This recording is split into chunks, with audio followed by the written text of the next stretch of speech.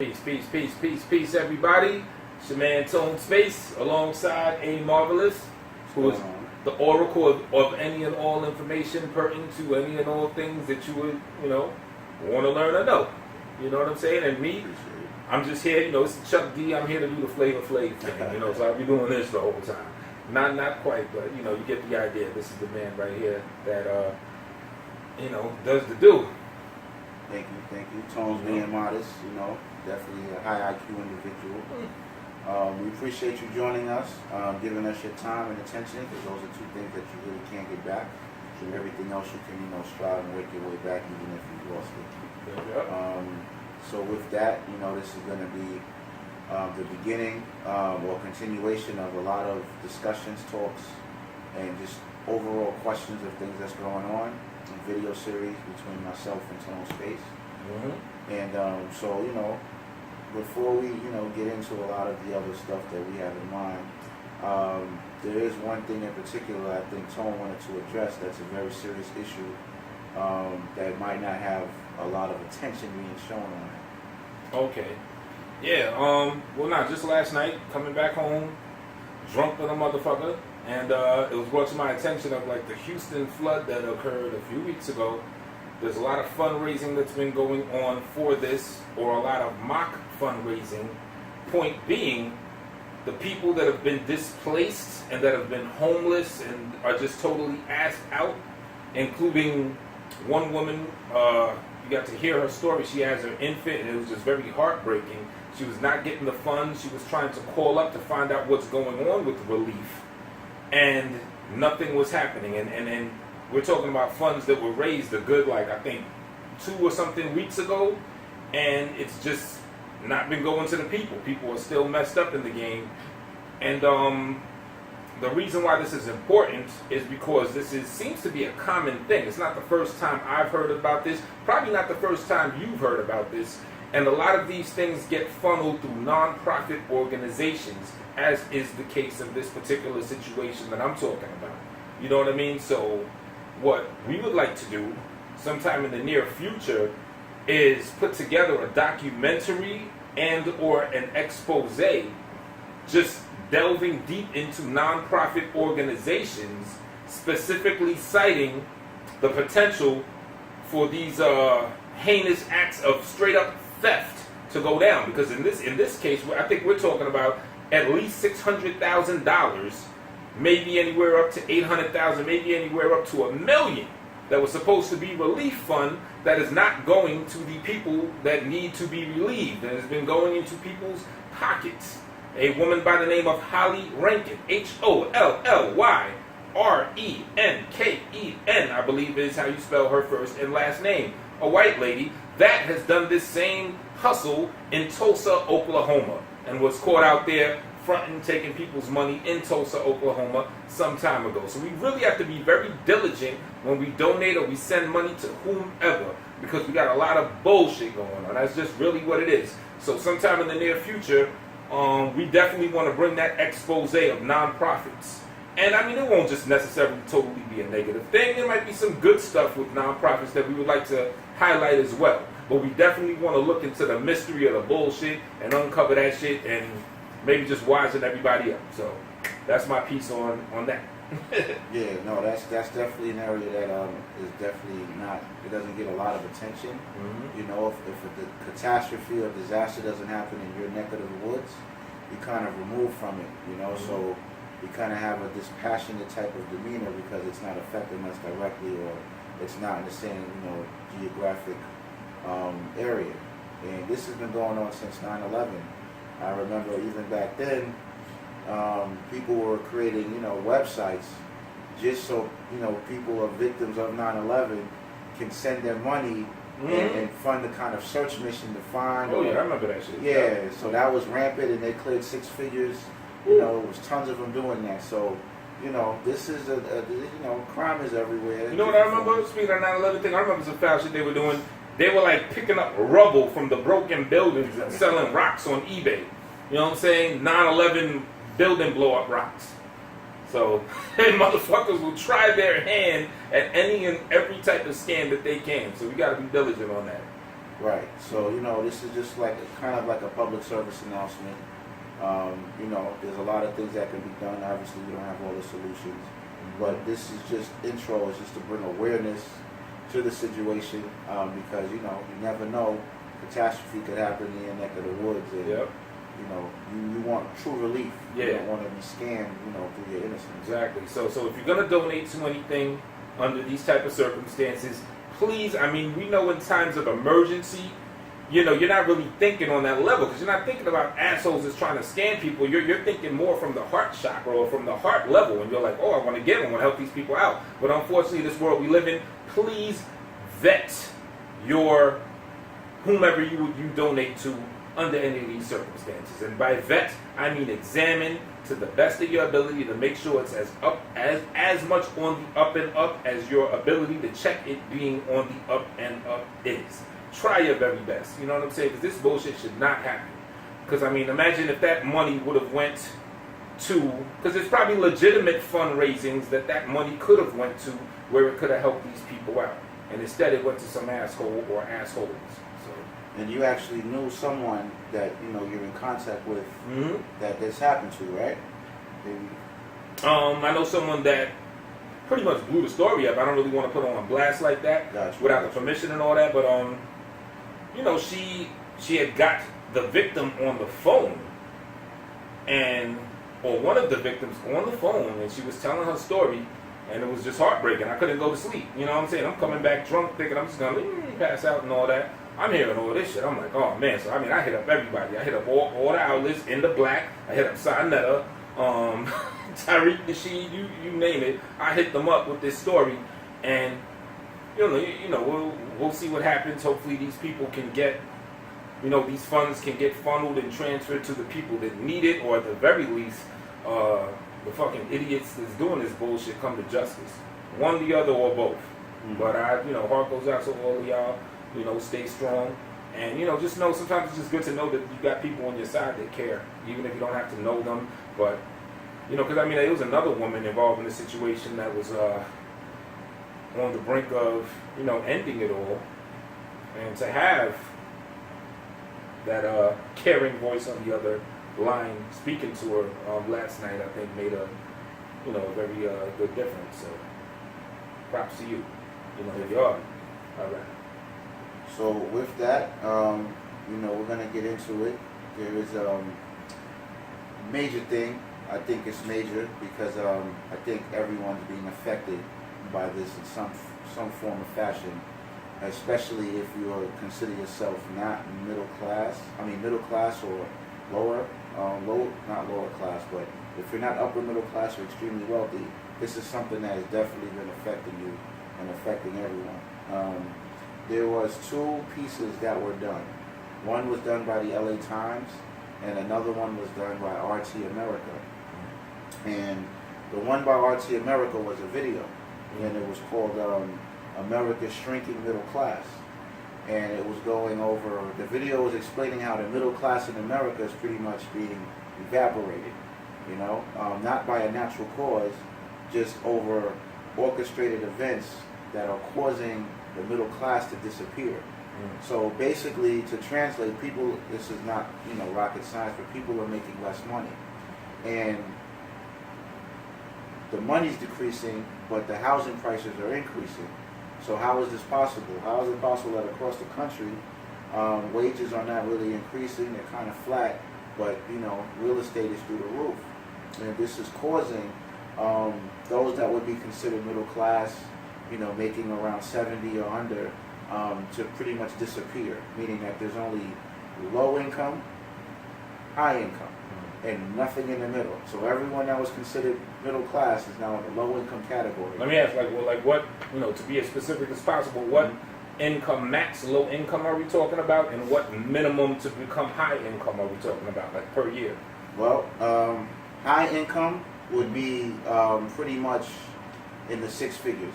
You know? Okay, 100 or better. 100 or better. You know what I'm saying? Maybe if you're high 5s, you know, but to be safe, I don't have the numbers in each state or in America, but high, well, in New York, for instance, was looking at the comptroller's analysis of New York, Mm-hmm. and a high-income job on average was $150,000.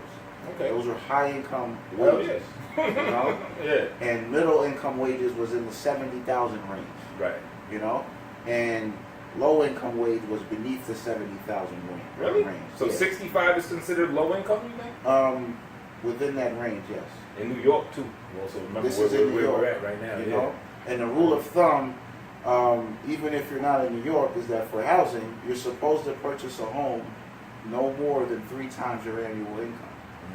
And that's difficult because if you're a New Yorker making $60,000, you're not going to find a $180,000 home unless you're getting a 1 or 2 bedroom condo. So housing is pushing people into poverty.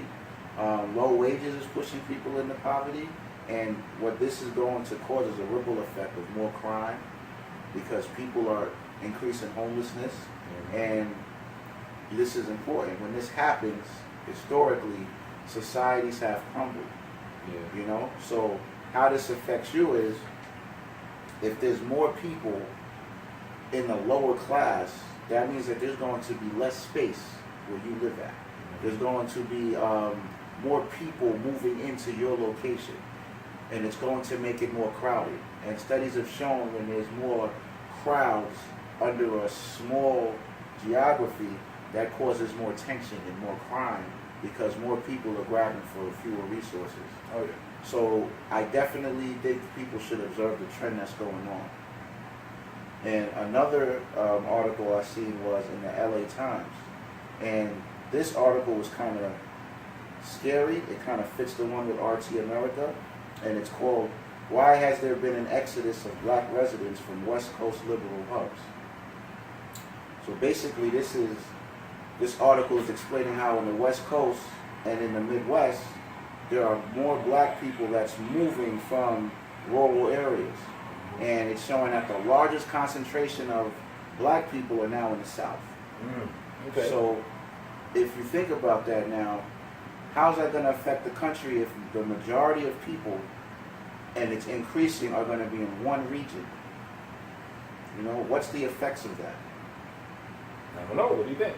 Well, I think that is going to make the tension even higher because now, even when it comes to something like tourism and travel, you're gonna have possible feedback and resistance because it's gonna disrupt the ecosystem where they're not normally used to that.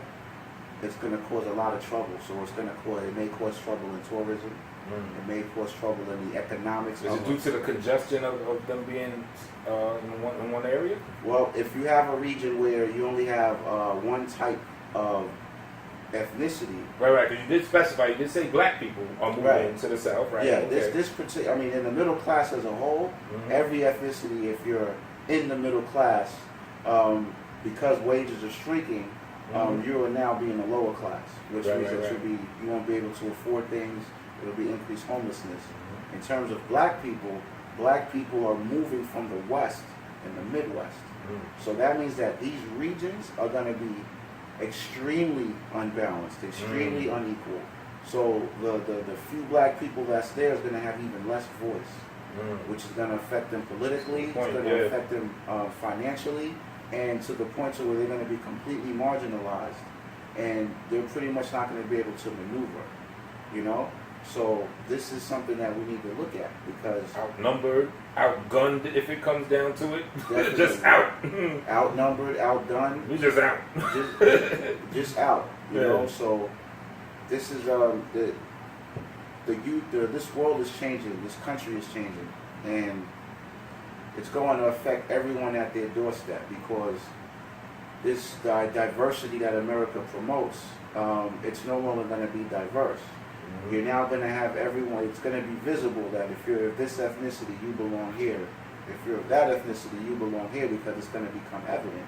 If I'm going to somewhere like Portland, you know, where I believe it's like, it's the 5th lowest black population in the country, that's a problem. You know, that's a serious problem. Well, you know what, it kind of goes into another thing that a lot of us in the conscious collective kind of brush off as ideas that has been tried before.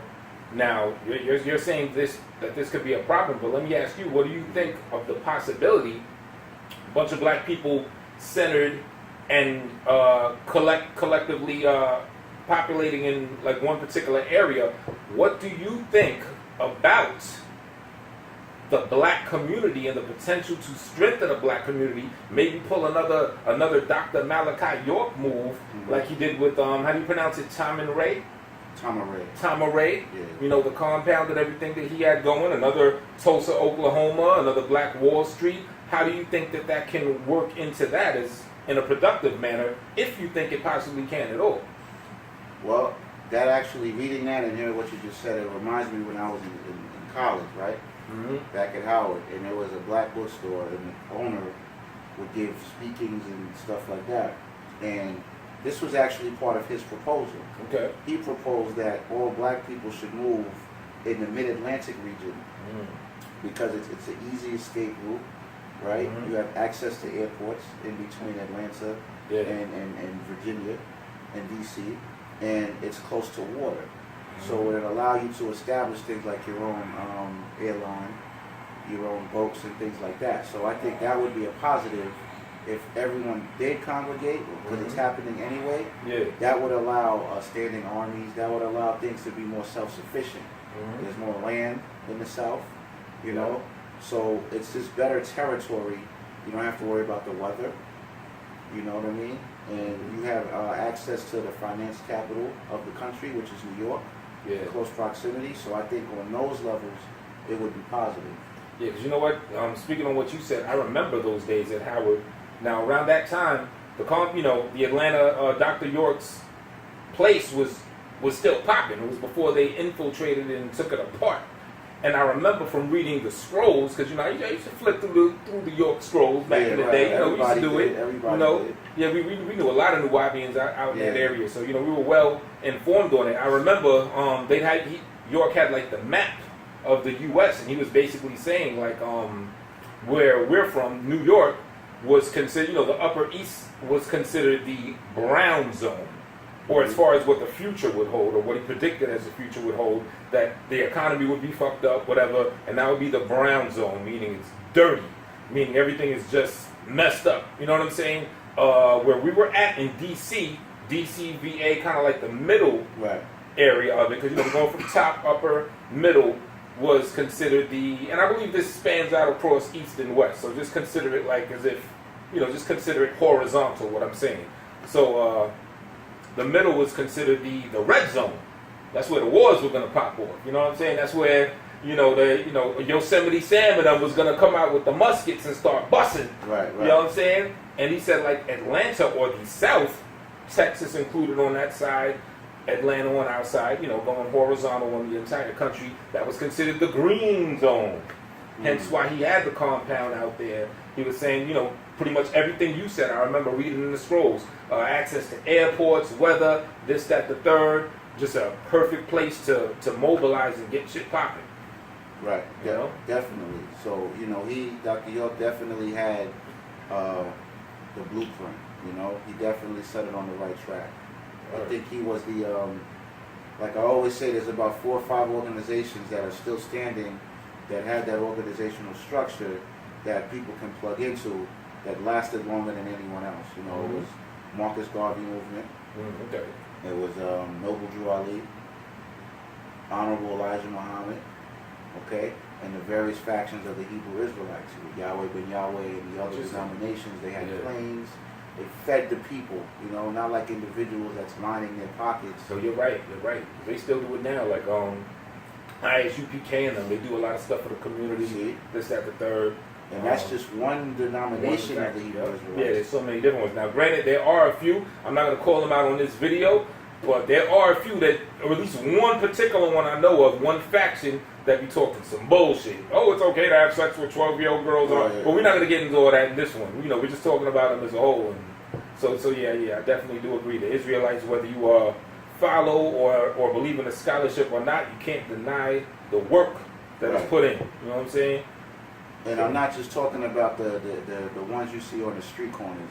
I'm talking about the ones that, wear the white robes, and like I said, the Yahweh ben Yahwehs and things like that. They actually had buses, planes, real estate, you know, but those organizations are still standing, you know, and it's like I say, unless you build an organization for people to plug in, and you're an individual doing this, then it's kind of like either you're lining your pockets, or hopefully you're moving towards that where you're building an institution, because that's what it's about. Either you're building an institution, or you're building something that people can plug into, membership or whatever, where they can be protected. Because other than that, you're going to get picked off.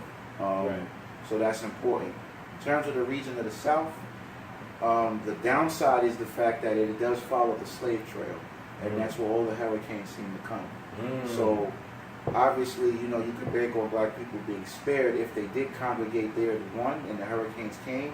Their lives might be overlooked by the ancestors, but it's a risky thing, being that that's where most of the hurricanes in this country are, along that slave path, which is the South predominantly. And hey, I mean, let's just keep it funky.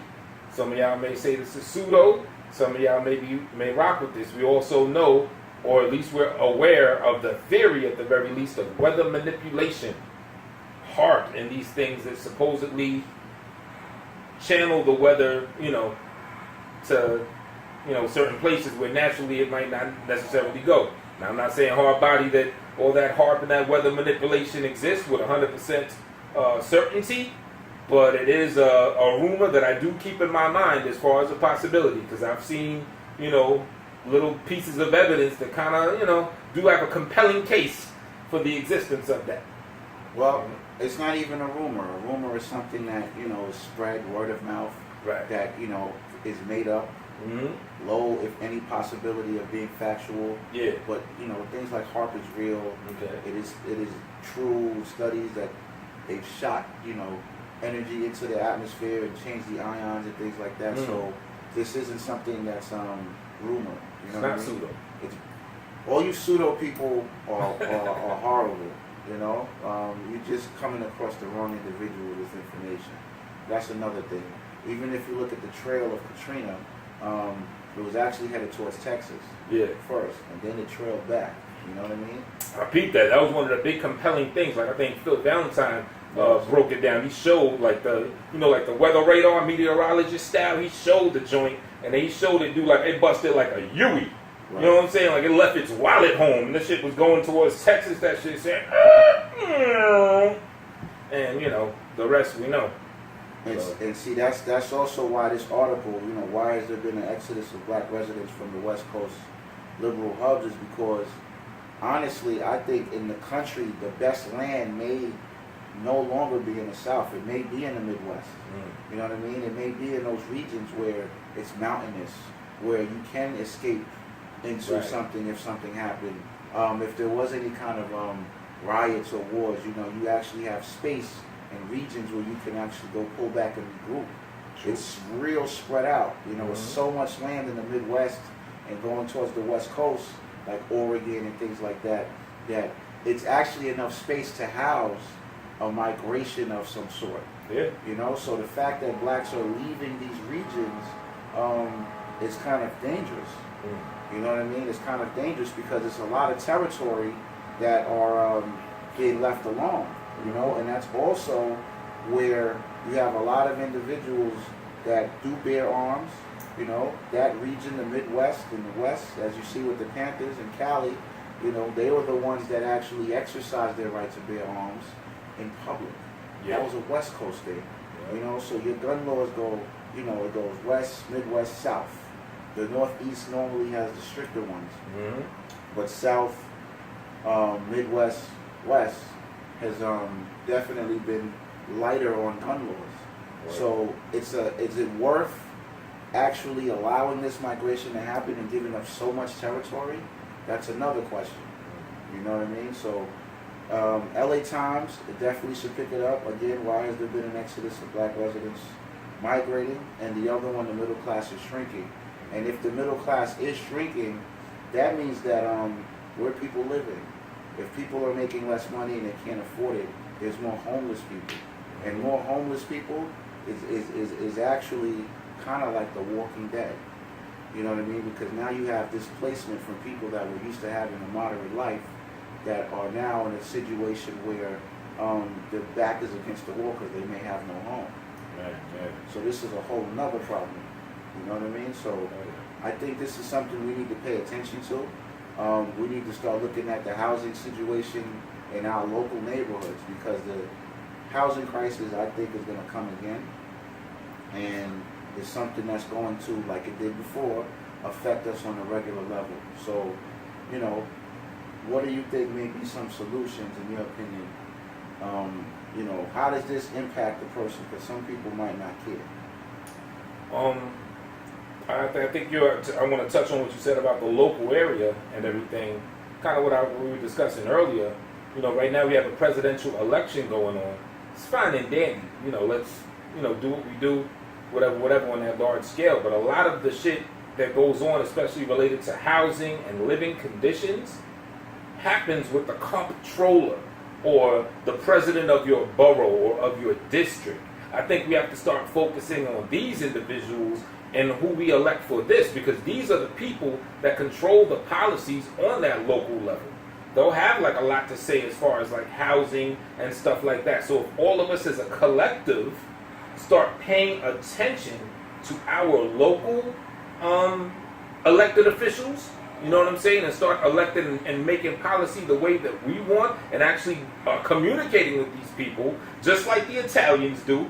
You know what I'm saying? I mean, they'll come with the briefcase of money. You know, whatever their methods are, they understand the science of the local, you know, the local official. You know what I'm saying? A lot of us, we're on some president stuff. All right, we got Barack. Now we about to have Trump or Hillary. You know, hilarious.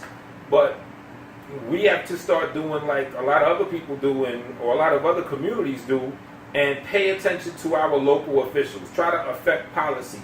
You know, a little bit here and there, and maybe that could put a cease, or at least a slowing down of the shrinking middle class that is going on. Because if we could, you know, affect change on the housing level, you know, food, clothing, and shelter. You know what I'm saying? Shelter is one of the big ones. So, we affect change on that, then a lot of other things can fall into place. Yeah. So basically, in every city, wherever you live at, find out who the banker is for your city. In the next video, I'm going to actually give solutions for you New Yorkers in regards to the housing problem and the low wages. Because there are solutions, you know. Just found out that NYCHA, which is responsible for the projects that they call it, there's 2,000 vacant units in the projects in New York City. 2,000 vacant units. Some units have been vacant since the Clinton administration. Really? Yes. Wow, just empty ass apartments. Just vacant. They're just vacant. No one's been living there. That's Some crazy. for 5 years, 7 years, 3 years. So think about that. New York, along with DC, have the worst homeless population in the country. But there's 2,000 vacant apartments in the projects. What? And there's like tens of millions of dollars in funding to fix the projects and also make it better and provide more housing, but it's just sitting there. And this would not have been known unless you studied the comptroller or the banker in your neighborhood. You know? Yep. So I didn't know that. yeah, but that's the thing is that imagine what we don't know in your city. What if there's vacant houses right across the street from you, and because we don't take and pay attention to the people that make the policies and the decisions in our local area, we have no clue. So in the next video, I'm going to give practical solutions for all you New Yorkers out there. This way you can flood the right people, actually get access to these funds, help the city solve their problem, prevent you from being homeless, and actually seek out these solutions to pain. Because it's here, and it's just getting worse. Now that this middle class has shrunk, every pain point that you are feeling is going to magnetize unless you step up and you start to seek out the solution that's right under your nose. You know, and then maybe as I travel and do more research, I'll go from New York solutions and then spread throughout the country. But for you New Yorkers, it's definitely more options than we think. 2,000 vacant apartments, I mean, think about that. 2,000. So, and that's just one, you know. New York isn't even considering revenue for taxi medallions anymore. So thanks to Uber And thanks to Lyft and companies like that, New York doesn't even consider taxi revenue anymore. So that whole industry has been disrupted in New York City. You know, so what does that mean? That means that there's people that now, instead of giving the city money, because medallions cost a lot, like, you know, 5 figures, that's revenue the city's not getting. Oh, right, okay. So if the city's not getting revenue, what do you think that means for you? They're going to penalize you in New York to make up for that revenue. Hike the train fare like they've been doing. And hike the train fare, right? But if you can see the city's bottom line, you'll no longer be reactionary. You'll actually know how to protect yourself, because then you'll know how to move, that you can actually contribute to the city where they won't do these things that restrict you. Part of the city's revenue, it's in their budget, and you can see it, is camera fines. Actual camera fines. Hundreds of millions of dollars they project in their revenue for fining you through cameras. Things like this. So, you know, the next video will go over that. But it's things like this that's also going to affect the old middle class, who are now in the lower class bracket in terms of wage. And it's going to affect these black people that are congregating in one region, because all of these policies are nationwide. And it's going to affect these individuals more because they're losing their resources. And that's why you see movies coming out like Purge now. They have a comedy version of Purge. All of these things are training tools to get you to prepare, because the economy is falling on itself. Shit, like you said, The Walking Dead. That could just be a training mechanism, because you said the newly, immediately homeless people are comparable to The Walking Dead. So I seen some motherfuckers nodding right outside there, you know, outside, just, so, you know, it may seem like a stretch, but nah, a lot of this shit is real. Like, that could just be training for you to get used, more accustomed to seeing that, and kind of being that. You know what I'm saying? Oh, it ain't too bad, I'm homeless, I'm fucked up. You know, they've already got your mind. They got you centered on saying, oh, well, it is what it is. Definitely. Yeah, it's a good point, you know. University of Florida they created a training manual for how to deal with zombies. You know? And we're going to do another lecture on The Walking Dead and the history of zombies in this country. But it's all training. When you see The Big Short coming out in movies, this is all conditioning for people to get ready for another collapse and the crime wave and the violence that's going to come when people are stripped of their basic necessities. You know, so the only way, not the only way, one of the only ways to prevent this is to actually contribute, because this is a natural reaction. Even though the circumstances have been purposely orchestrated, this is a natural reaction when people don't contribute. When you become a consumer, even in your personal life, if you take tools that's contributing, have to find a way to eliminate the people that's not contributing. So if you're a producer, you get perks. If you're a Hollywood star, you're producing. You're contributing to the economy. You're actually influencing people. So you have to become a person of influence. You have to learn to contribute in your immediate surroundings, and then on a bigger scale, or you're going to be prey, and your wages are going to be lowered. The quality of life is going to be lowered. But if you become a producer, even the devices that we're using are from individuals that have produced something. And that's why they are in the higher echelon of this country. So you can strip the anger away once you get in the mindset of production as opposed to consumption. If you produce more than you consume, this country will treat you like a hero.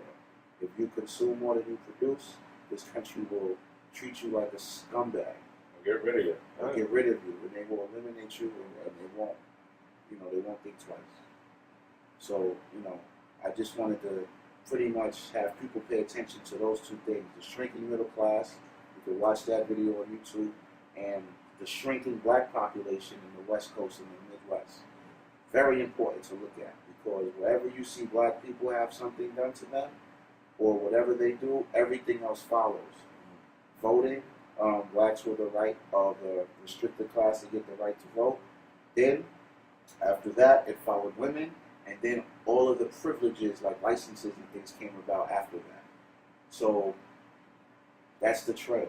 So first it was black people disappearing from the West and Midwest, the shrinking middle class. Then it's going to affect everyone. That is the pattern historically. That is what's going on now. So Pay attention to that. Find out who the baker is in your city, and actually look at your city's budget, and actually look at what their bottom line is, and see what you can plug in to contribute to that. So this way you could be protected from anything that might be disastrous. And Sure. you know, that's that. That's what's up, you know. My contribution, hit the flame. Thank you, Tone, for setting it up. Always a pleasure. Always a pleasure. And, you know, we're gonna come back at y'all again. Definitely. Shit, as of our recording of this, Hidden Colors 4 debut. Oh, right? So up to Hidden Colors 4. You know what I'm saying? So yeah, you know, check that Go out. cop that, get the knowledge. Now we're gonna do a review. It's not gonna be biased because I definitely have critique for Mr. Nasheed. You know what I'm saying? But I definitely want to. Objective. Yeah. Definitely. So I'm a hater. so you know we're gonna get our hate on, but you know we're gonna peep it and we're gonna give a very thorough analysis, review, and see what's really good with that in the very near future. So all you folks, you know, what we do implore you to go check it out. You know what I mean? Hit the theaters if it's not sold out. Cop the video, stream it, whatever you do, make it happen. And yeah, I guess we'll catch you on the next one, right? Definitely. Thank you for joining us again. We definitely appreciate it. Any information that we got incorrect, accept our apologies in advance. Thank you. Feel free to comment, positive and negative, share, question, and you know, check us if anything. You know, we appreciate your time. So anything you contribute outside of violence or harm, we love. It's all love, all right? Peace. That's good shit.